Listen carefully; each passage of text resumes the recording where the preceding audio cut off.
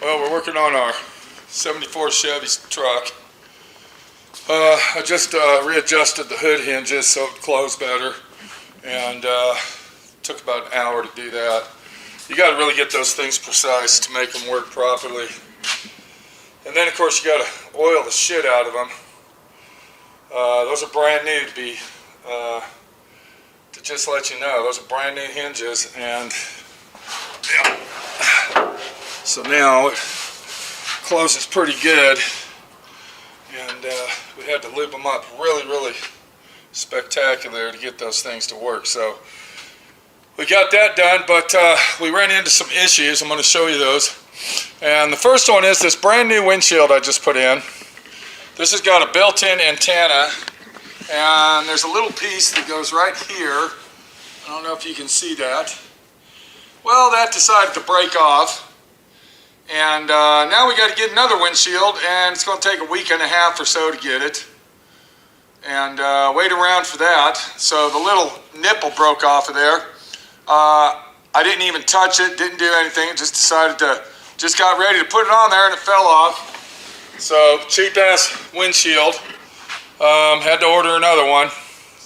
But the main thing that we're here today for is a situation that happens on pretty much every single one of these square body Chevy trucks. And if you look right there, you can see that I replaced the indicator needle, shifter indicator needle. Now, this is what happened. Let me go ahead and show you.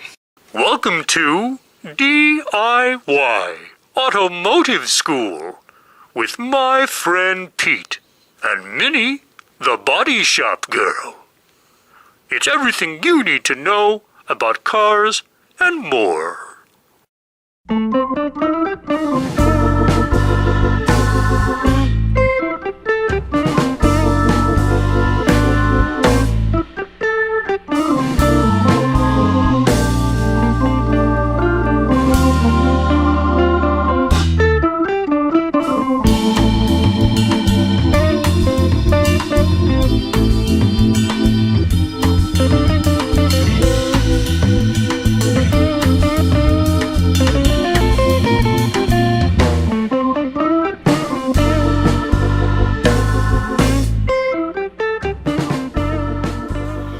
So if you look right here, this is where the cable is supposed to hook inside this plastic, and here's the plastic piece right there. And it actually rolls on that shaft right there. And I'm doing this with one hand, so I'm going to try to get this. I can't even get it up in there to show you. But let's go ahead. So it actually goes something like this right here. That's how it would go. And then the cable would go inside there and ride on that shaft. Well, that decided to break off. And I happen to have another gauge cluster here, and this is what it looks like. So everybody that has a Chevy, and you can see where the cable fits inside this little area right here, and then that shaft is inside there. Let's go ahead and turn this over. There's a better look at it right there. So you're watching this because yours is broke. Yours is broke, and I'm going to show you how to fix that. I was actually going to change out the whole gauge cluster housing. These are very rare, they're very hard to find, and when you do find one, they're very delicate. I've looked for like 15 or 20 of these things and went through 2 junkyards continuously, but let me tell you, this is the only one I found that actually has this tab still on it, and this is a 100 authentic complete housing. Very rare and hard to find, and this is what makes it the rarest, is having this right here. So let me show you what I did and what I'm doing to fix the problem. So what I did, I went over to my hardware store and I actually bought this brass sleeve right here. And here's our issue. You can see that right there. So I bought this brass sleeve right there. And then I also bought these 2 big washers, which we're not going to need those, but I bought them anyway. And then I went ahead and I found me a toggle bolt, quarter inch screw toggle bolt, and I put a 1/4 inch washer on it. And then I took my 1/4 inch brass sleeve and I grinded it down to the same width, okay, from there to here, the same width.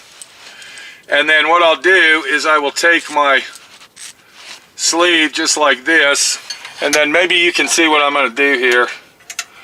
We're going to try to get this to work if possible, but I am going to slide this in here.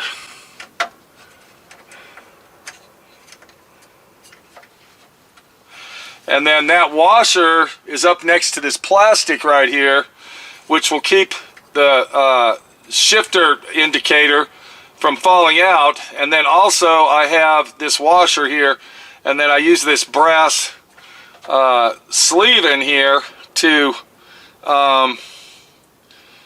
let the cable ride on. So let's see, and it is moving. So now what I can do is I can reach in the back and I can take these right here, a lock washer and a bolt nut, and put those on there, and then now our shifter will work. So let me get that on there, and then we'll take a look and see how it turns out.